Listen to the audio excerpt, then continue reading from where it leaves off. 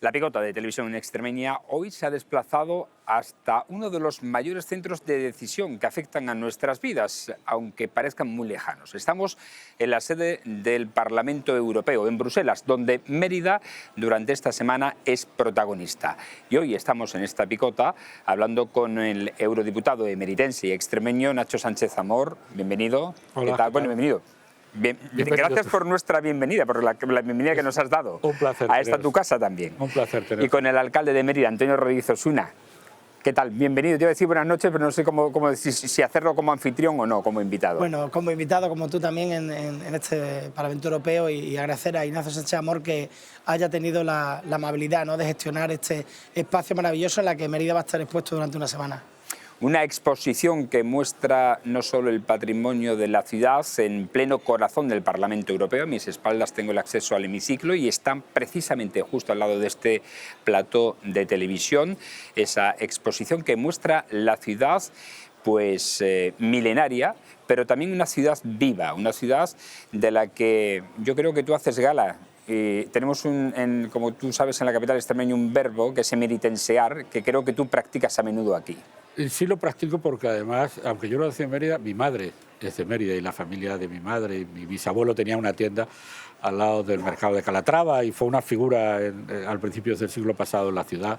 Fundó la Cruz Roja, fundó el liceo y fundó la masonería, la logia masónica de Mérida. Así que, bueno, yo emeritenseo todo lo que puedo y en este caso se trataba de traer una política pública, lo he dicho en la inauguración, no se trata de traer piezas, para eso hay que ir a Mérida mejor, se trata de examinar por mis colegas de 27 países cómo una ciudad mediana gestiona el patrimonio, lo integra, lo convierte en parte de la vida cotidiana, en un recurso económico y turístico y supera las posibles dificultades que la gestión de ese patrimonio pueda conllevar. Por tanto, esta es una exposición sobre una política pública de gestión del patrimonio y el mejor interlocutor, además del Ayuntamiento y la Junta, es el consorcio. Por eso el consorcio es protagonista, porque explica cómo gestiona el patrimonio.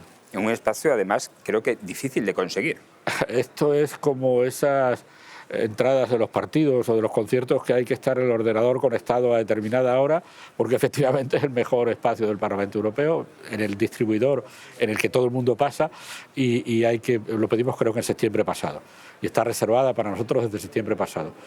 Por tanto, muy contento de haber podido hacerlo en este ámbito. Alcalde, ¿qué supone para la ciudad que protagonice esta semana en el Parlamento Europeo? Bueno, pues supone un paso más en esas salidas internacionales que la ciudad de Mérida hace para mostrarse al mundo, ¿no? Es verdad que en este caso no es tanto una exposición para mostrar la ciudad turística, sino más las políticas públicas que se hacen de conservación y de integración de nuestro patrimonio, pero es cierto que aquí son miles las de personas que van a pasar estos días y que van a tener la oportunidad de conocer no solamente cómo se integran esos restos romanos y arqueológicos en el conjunto de la sociedad de Mérida, sino también cómo Mérida es una ciudad, como dice la exposición, patrimonio vivo, en el que a día de hoy sus recintos de espectáculos públicos siguen teniendo el uso para el que fueron concebidos en el siglo I después de Cristo. Por tanto, bueno, es todo una muestra, una pequeña muestra en esta U de unos 300 metros cuadrados que hay aquí de lo que es la ciudad de Mérida, ¿no? Y supone una oportunidad a la ciudad porque además el peso del turismo extranjero cada vez es mayor. Ahora ya hemos superado en los últimos datos, el año pasado, más del 20% de turistas extranjeros. Esto es 5 veces más que lo que recibíamos en el año 2015. Por tanto, algo habremos hecho bien en este último tiempo, ¿no? No solamente la participación en el Grupo de Ciudades Patrimonio de la Humanidad, el sello UNESCO fue determinante en el año 1993 para dar ese salto de calidad turístico, sino también, bueno, la cantidad ingente de promociones nacionales e internacionales con dinero público que se está haciendo de la marca Mérida. ¿Qué importancia tienen las decisiones que aquí se adoptan para nuestras vidas, Nacho? Porque yo creo que, no sé si es fallo de comunicación o de qué, pero al ciudadano no le llega lo que aquí se hace por ellos. Sí, es una política aparentemente menos doméstica, pero si los ciudadanos tomaran conciencia de la enorme cantidad de decisiones diarias que tienen que ver con la Unión Europea, se asombrarían. Yo digo, desde por la mañana hasta por la noche, tenemos un sistema de cambios horarios que es europeo. Es decir, que una noche tenga unas horas más o menos de sueño es europeo. cuestiones que tienen que ver con nuestra seguridad, cuestiones que tienen que ver con la composición de nuestro dentífrico, cuestiones que tienen que ver, ¿os acordáis cuando todos cambiamos de número de zapatos? Porque había que homologar la numeración de los zapatos en toda la Unión Europea, decisiones sobre el ruido nocturno, todo al final son decisiones europeas. Y es verdad que a veces no se ven, quizá por un fallo de comunicación.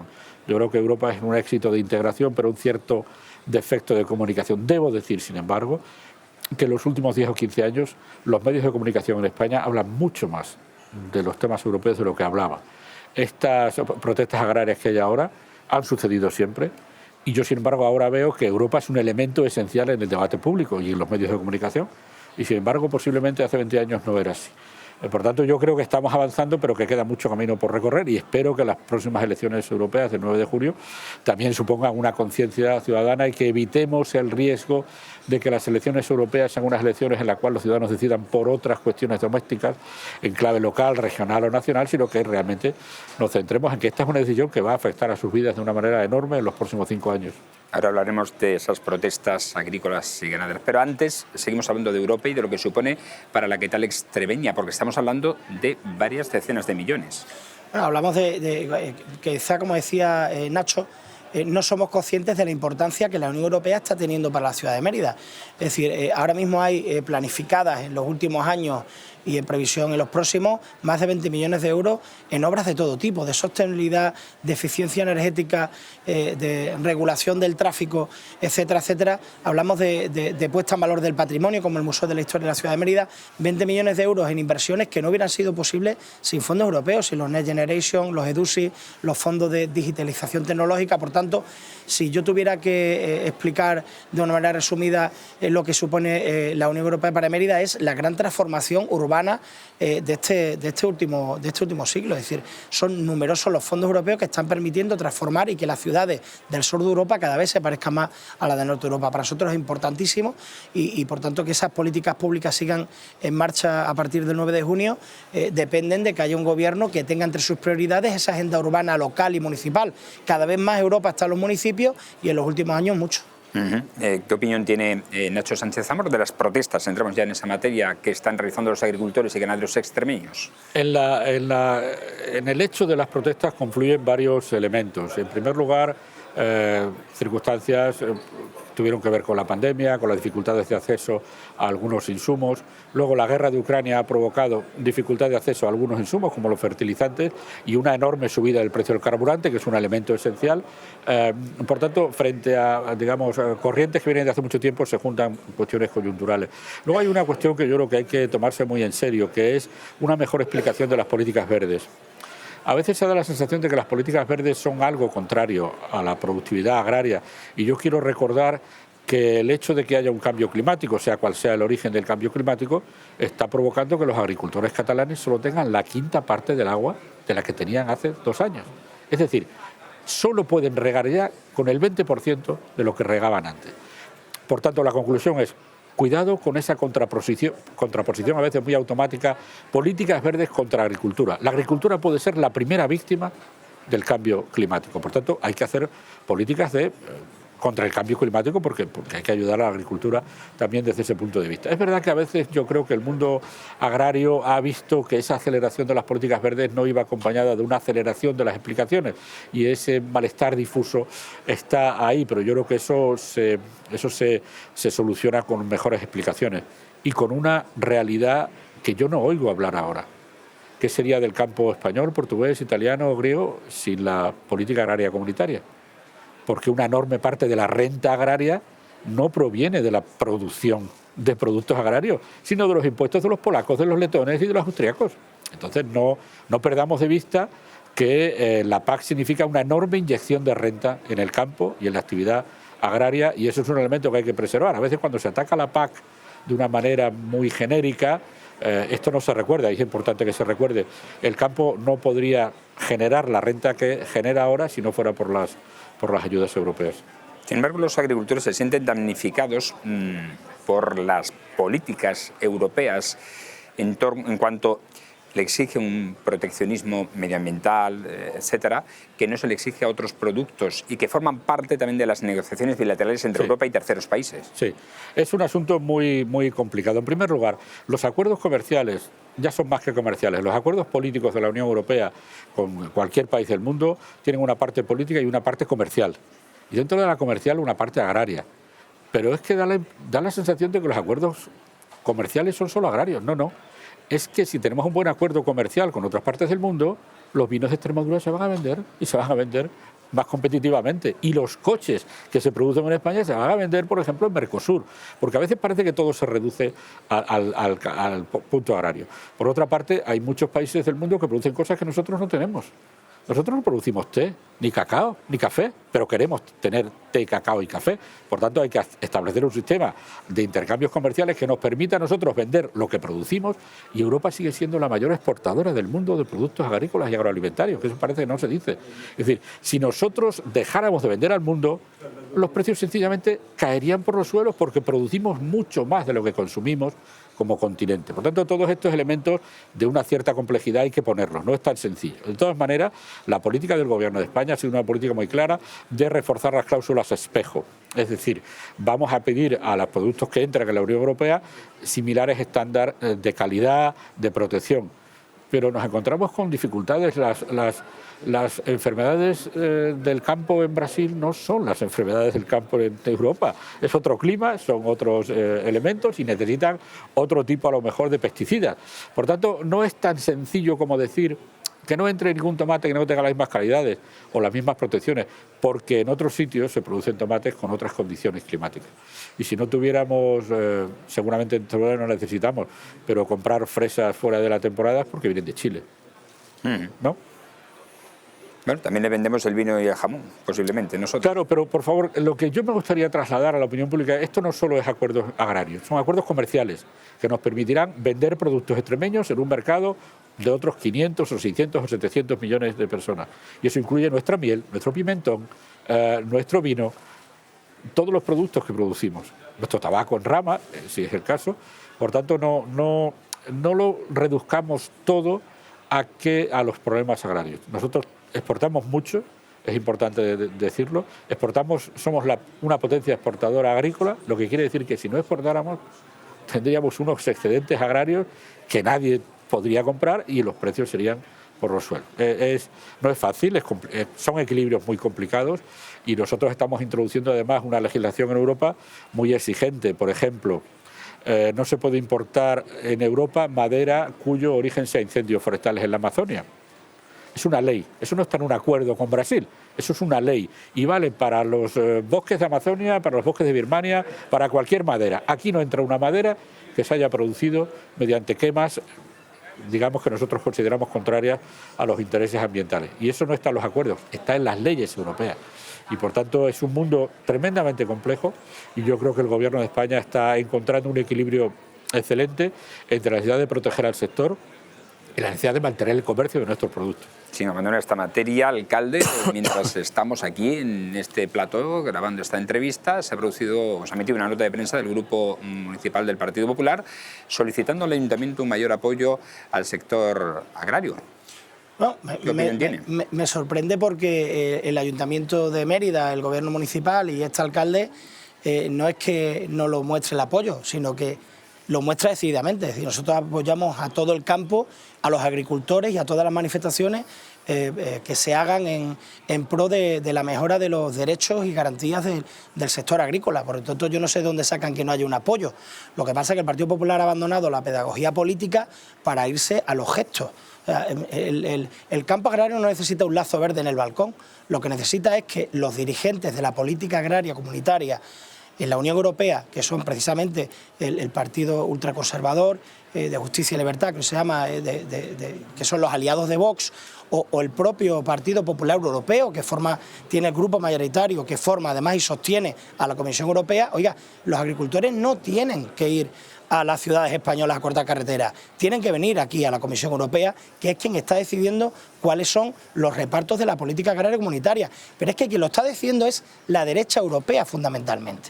Por tanto, lo que me gustaría que los oyentes, los televidentes supieran, los telespectadores, es que lo que tiene que hacer el campo es cerrar esos acuerdos con los gobiernos de los países y con el gobierno de la Comisión, evidentemente, que son quienes tienen con no vale solamente con poner lazos, sino con cambiar el juego de políticas, como bien ha explicado Ignacio Sánchez Amor, comerciales que favorezcan al campo extremeño y al campo español. En el último pleno del Ayuntamiento de Mérida se aprobó una moción para aprobar el corredor oeste de la península, la recuperación de la línea ferroviaria Ruta de la Plata. Sobre este aspecto, Nacho, ¿qué puede hacer Europa por ello? La Ruta de la Plata está incluida en una de las programaciones de la Unión Europea, si no me equivoco, para el año 2040. Se rebajó de 2050 a 2040. Nosotros hemos estado pendientes, pero hace falta también un impulso nacional y unas ciertas garantías de que la línea va a ser rentable. Nosotros aquí solo trabajamos en la Unión Europea en las líneas grandes de programación a nivel europeo. A partir de ahí ya son los gobiernos nacionales y los gobiernos regionales los que tienen que decidir cuáles son sus prioridades. Por lo tanto, nuestro papel está cumplido. Hubo una enmienda que pusimos tanto PP como los diputados del PP y los diputados del PSOE, y eso consiguió que la línea Ruta de la Plata se mantuviera 10 años antes de lo que estaba previsto en la primera programación, y a partir de ahora ya son negociaciones y propuestas y capacidades financieras de los Estados. Una de las citas electorales que tenemos este año son las elecciones europeas, que se van a celebrar del 6 al 9 del mes de junio. ¿La agrupación socialista de Mérida apoyará a Nacho Sánchez Amor? Bueno, no es que vayamos a apoyarla, es que decididamente ya hemos pedido, ¿no?, al PSOE de Extremadura y al PSOE de España que apoye la continuidad de Ignacio Sánchez Amor. Además, Nacho, que lleva solamente un mandato, este mandato, además un mandato que él puede explicarlo mejor que yo, que ha sido convulso por las circunstancias de la pandemia o la guerra de Ucrania con Rusia, lo que sí nos ha permitido también es tener un contacto directo con las instituciones europeas. Es decir, es muy importante que hayan un eurodiputado extremeño y un eurodiputado extremeño socialista, como también sería importante e interesante que lo hubiera del Partido Popular, que actualmente no lo hay, ¿no? Porque al final la política que se decide aquí, a pesar de que es una política de grupos políticos y de gobierno, también es una política de cercanía, y más capacidad de influencia, de trasladar problemas locales o regionales se tiene si se está aquí. Por tanto, Nacho además ha hecho un magnífico trabajo, no solamente siendo ponente permanente de la Unión Europea frente a Turquía, en la que se evalúan derechos humanos para la posible adhesión, sino también como portavoz, ¿no?, de todos los socialistas europeos en materia de derechos humanos, que yo creo que es una responsabilidad muy importante, y por supuesto poniendo en marcha muchísimas iniciativas como la Escuela Diplomática Europea, ¿no?, para los emeritenses. Es un orgullo, desde luego, que Nacho esté aquí, y claro que nos gustaría, vamos a proponerlo, vamos a apoyarlo de manera decidida para que pueda continuar al menos otro mandato más representando los intereses no solamente de los socialistas europeos, sino también, por supuesto, de los extremeños y los emeritenses. Bueno, ya que tenemos aquí a dos socialistas, ahora mismo el Partido Socialista de Extremadura está inmerso en unas primarias para elegir a su secretario general. Hemos conocido, estando aquí precisamente en Bruselas, que uno de los candidatos, José María Vergeles, no ha conseguido reunir el número de avales suficiente, por tanto queda la carrera ya entre Miguel Ángel Gallardo y Lara Garlitos. ¿Se posiciona, o por quién os posicionáis?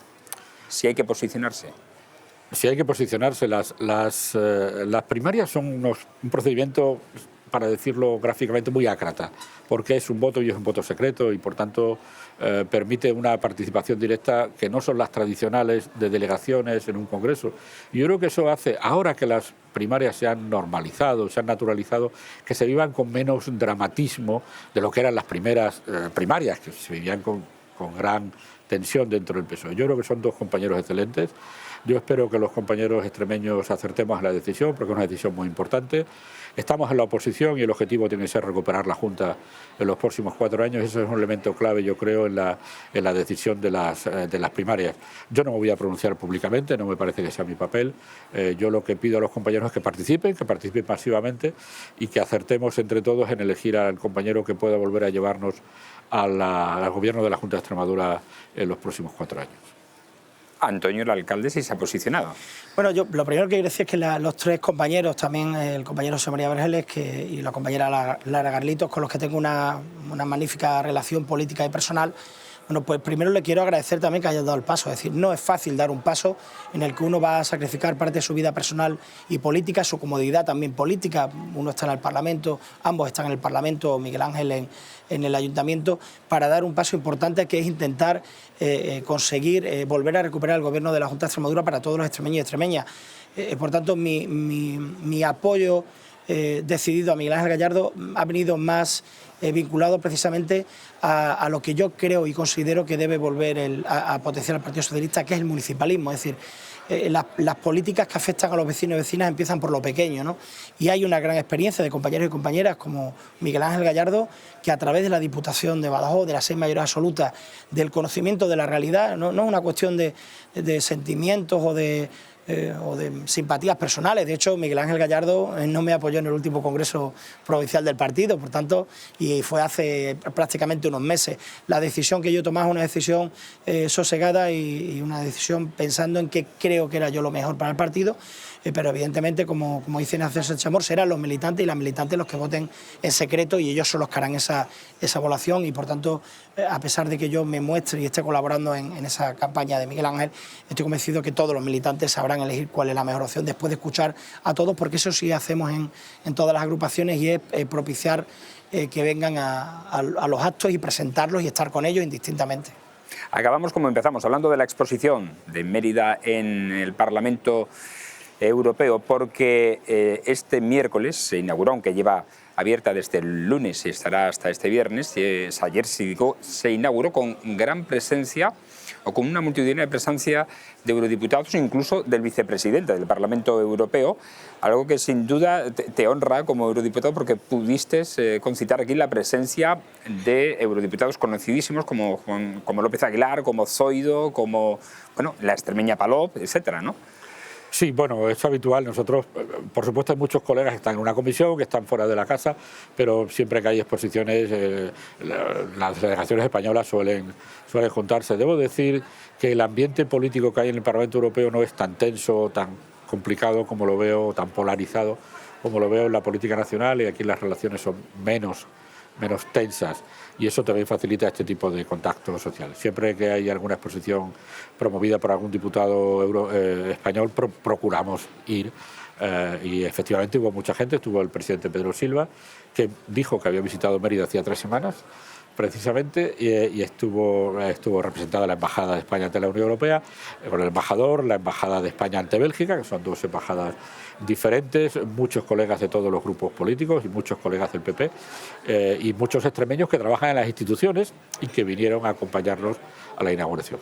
Bueno, y esto no queda solo aquí, porque Mérida va a quedar su huella en el Parlamento Europeo con un regalo que va a realizar el Ayuntamiento de Mérida. Bueno, sí, hemos traído un busto de Augusto Togado, del genio de la colonia, que el Museo Nacional de Arte Romano entrega como premio en esos premios Genio de la Colonia, una réplica que hemos encargado de ese busto que se entrega para dejarla aquí como obsequio en el Parlamento Europeo, y también una réplica de un mosaico de Luisa Díaz Liviano, que está ahora mismo sentada, la estoy viendo desde aquí porque está aquí enfrente, haciendo una réplica de otro mosaico en el que todos los que están pasando ahora mismo la cantidad. Y que ha sido la sensación, por cierto, de la muestra. Ha sido la sensación porque es una intervención en directo sobre cómo se hace una réplica exacta de uno de los centenares de mosaicos que tiene la ciudad. Mérida destaca por muchas cosas, pero muchos no saben que es la ciudad de los mosaicos. Recuerdo la última obra en la que apareció un mosaico en las obras del entorno del Colegio Suárez Somonte, todas aquellas calles de la calle Suárez Somonte, y que llamó mucho la atención, que luego hubo que tapar. La gente pensaba, oye, ¿por qué no se rescata? Es que ya no, o sea, es que no hay sitio donde poderlo, ¿no? Y otras cosas porque es enormemente grande y habría que haber tirado parte de los edificios de las viviendas colindantes. Por tanto, es una exposición que es muy llamativa, que esperamos llevarla a otro sitio y que esperamos, como dijo la consejera de Cultura, a la que agradezco también hoy ante esta Cámara que estuviera aquí presente, la consejera de Cultura y Turismo, y ella fue la primera que dijo, oye, esta exposición la vamos a llevar también a algún otro sitio más del mundo, y nosotros encantados. Por supuesto que Mérida esté en todo el mundo. Bueno, pues esperemos que en la próxima legislatura, tras las elecciones europeas, Mérida vuelva a protagonizar otra jornada o otra semana en instituciones europeas como esta. Yo estaré encantado de hacerlo. Han venido mucha gente de Mérida a visitar el Parlamento Europeo. Tenemos un cupo de visitas y han venido de toda Extremadura. Han venido colegios, han venido empresarios, han venido compañeros míos del Partido Socialista, alcaldes, han venido los influencers de las redes sociales, tuvimos una sesión muy divertida. Ahora van a venir también de mi mano directores de los institutos Cervantes de toda Europa. Bueno, se trata de acercar Europa a los ciudadanos y los ciudadanos a Europa. Pues con eso nos quedamos, con esa frase. Agradecer tanto al eurodiputado Ignacio Sánchez Amor su presencia aquí en este plato, como al alcalde de Mérida, Antonio Rodríguez Osuna, en estas magníficas instalaciones desde la que les hemos llevado desde Bruselas un poquito de Mérida, o hemos traído, mejor dicho, un poquito de Mérida hasta la capital de Europa, en la Picota. Buenas noches.